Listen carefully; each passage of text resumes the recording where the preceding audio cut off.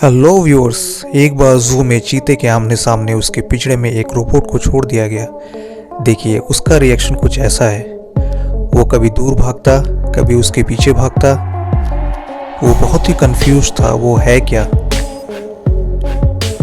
ये देखिए पिंजरे से एकदम उसके पीछे भागते हुए वो बहुत ही घबराया हुआ कंफ्यूज था।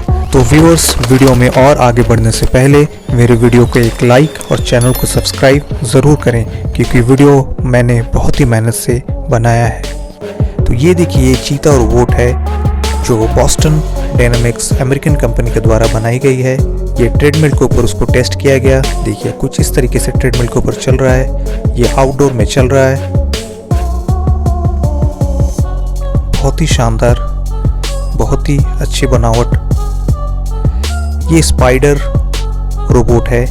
ये देखिए कितना बेहतरीन, ये खूबसूरत तरीके से ये क्लाइंब करते हुए